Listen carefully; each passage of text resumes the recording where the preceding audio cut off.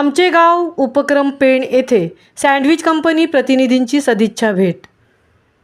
पेण तालुक्यातील प्रथम एज्युकेशन फाउंडेशनमार्फत चालत असलेल्या आमचे गाव या उपक्रमाला समजून घेण्याकरता सँडविच कंपनीच्या CSR विभागातील सुप्रिया राऊत मॅडम यांनी 28 डिसेंबर 2024 रोजी गुरुवारी भेट दिली. प्रथम एज्युकेशन फाउंडेशन प्रत्येक मूल शाळेत शिकलेलं आणि टिकलेलं हे मूलमंत्र हाताशी घेत पेण तालुक्यामध्ये काम करत आहे.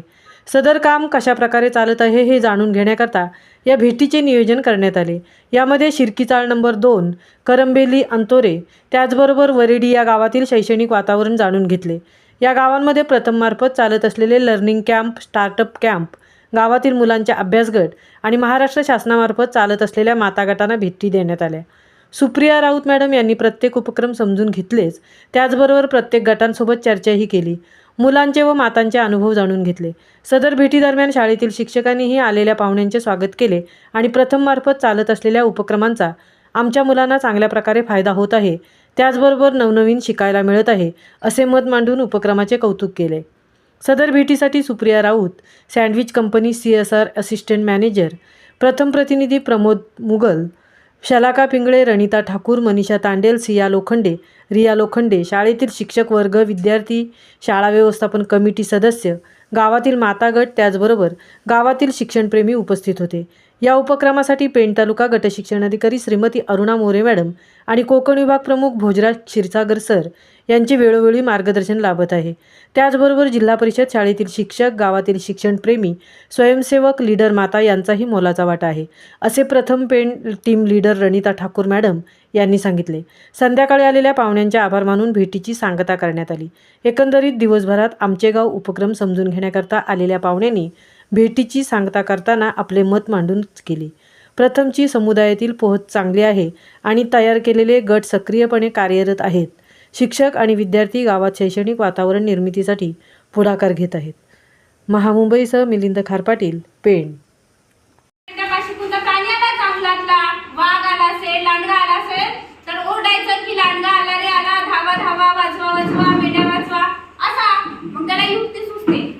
गावकरी रोज शाळेत असतात, ते कुठे जातात शेतामध्ये रोज काम करायला वगैरे. मग तो काय करतो, झाडाच्या फांदीवर चढतो आणि जो असा ओरडतो, लांडगा आला रे आला, लांडगा आला रे आला, वाजवा वाजवा, मेंढ्या खाऊ लागला. मग सर्व गावकरी काठी वगैरे घेऊन धावत येतात.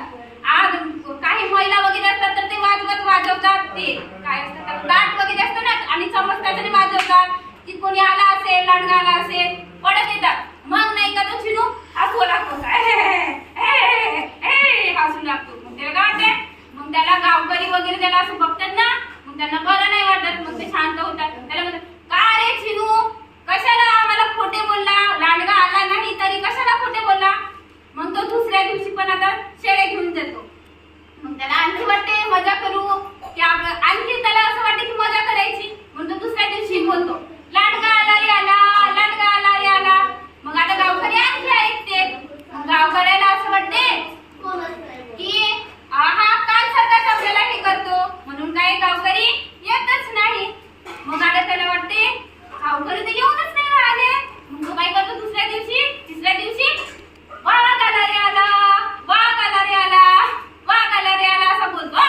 मग गावकरी पुन्हा धावत येतात आणि गावकरी पुन्हा ते काठ्या घेऊन, ते ताट आणि हे चमच घेऊन वाजवतात महिला आणि गावकरी काठ्या घेऊन येतात. पण तरी काय वाघाने नसतं का? नाही. वाघाने नसतो का? नाही. वाघ काही आलेला नसतो. मग त्याला ते वाघ आलेला नसतो. मग तो आणखी असतो असं हसू लागतो. मग त्याला काय थोडासा हसू लागतो ना, मग त्यांना आणखी वाईट वाटते. मग ते असे चुपचाप बसतात. मग त्याला म्हणते, काय रे चिनू, तू आमच्याशी नेहमी खोटा बोलतो, बघशील एक दिवस खरंच वाघ येईल ना.